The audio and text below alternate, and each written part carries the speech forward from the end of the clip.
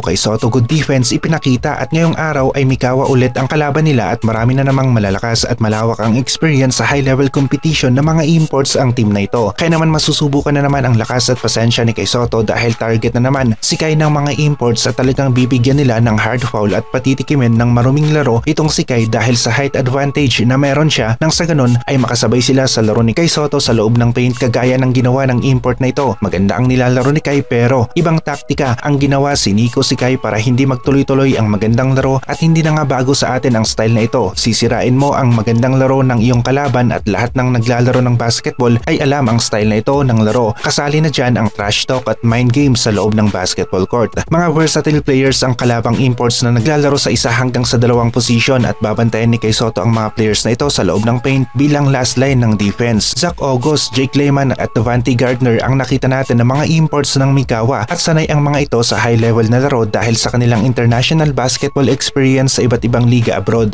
Zach August isa sa player ng Mikawa at palaging naglalaro sa NBA Summer League, naglalaro sa center power forward position kaya naman makakamatch up ni Kay Soto ang player na ito sa loob ng paint. Nasa 6'10 ang kanyang height at naging Greek League champion ng 2 beses, Slovenia Cup winner noong 2022 at kita naman na malakas maglaro ang player na ito. Dito naman tayo kay Jake Layman, isang NBA player nagtagal sa team ng Portland Trail Blazers at sa team ng Minnesota Timberwolves at kita ang lawak ng kanyang experience sa high level competition. Sa malapad na mama naman tayo, Devante Gardner, isang center power forward at French second division MVP. Sa tatlong players na ito ay kita na kaagad ang lakas ng Mikawa at Chuck na magiging isang magandang laban na naman ito para sa team ng Yokohama dahil malalakas na mga players ang kanilang makakalaban. Makikita natin kung magtutuloy-tuloy ang magandang performance ni Kay Soto at kung naghanda nga ba ito ng maayos at hindi nagpabaya sa ensayo at sa conditioning nang sa ganon ay matapos niya ang kanyang Japan B1 B-League season na merong magandang stats para hindi nga rin mawalan ng interest ang mga scouts sa kanya. Laban sa Mikawa rin ang unang laro ni Kay Soto bilang isang Yokohama basketball player at narito nga ang naging mga plays ni Kay Soto. Para sa unang play natin, Devante Gardner gustong mamahin si Kai pero Kay Soto maganda ang depensa, hindi natumba, nawalan ng kontrol sa bola ang import sa Yokohama na ngayon. Napunta ang ball possession. Sa sumunod na play natin, iniwan ni Kay Soto ang bantay na import. Nakita ni Kawamura si Kai, maganda ang pwesto, bigay ng isang alley-oop pass, pasok ang tira ni Kay Soto, Kawamura combo play, plus 2 points para sa team ng Yokohama. Dito naman ipinakita ni Kay Soto ang kanyang depensa, lipad ang bola dahil sa kanyang pagkakabutata sa kanilang kalaban na umatake sa kanyang depensa. Dito gusto na naman ng import na mamahin itong si Kai pero malakas nga rin itong si Kay Soto, body-body ang labanan, walang gulangan. Kay Soto na natili ang magandang depensa, tira ng import, mintis sa kalaban pa rin ang rebound, tumira ulit ang kalaban. Kay Soto na sa loob ng paint, solid na block na ang kanyang ibinigay sa eksenang ito. Talagang gustong pilitin na postehan itong si Kay Soto pero ilang ulit na ipinakita ni Kai na kung walang gulangan, body-body ang labanan ay kaya niyang pantayan ang lakas ng malapad na import na kalaban at wagi na naman ang depensa ni Kai sa play na ito. Nakuha pa niya ang bola, isang block na steal ang kanyang nagawa at na-convert pa ng Yokohama sa puntos ang steal ni Kay Soto. Dito naman natimingan ni Kai ang tira ni Zach August, solid na butata ang ibinigay, iwas sa 3-point play. Zach August ulit ang umatake pero Kay Soto lakas ang depensa dito, tumba ngayon ang Greek Basketball League champion dahil sa depensa ni Kai. Nabutatan na nga, nakuha pa ni Kay Soto ang bola. Devante at Kay Soto nag-agawan sa alley-oop pass na para kay Kay Soto, may contact sa kamay, foul tinawag ng referee. Kay Soto 2 free throws. Magandang mid-range defense naman ang ipinakita ni Kay Soto laban dito kay Jake Layman, NBA player ng Mikawa. Mintis ang tira, pressure defense ni Kay Soto ang panalo. Ganda naman ng pagkakakuha ni Kai sa rebound.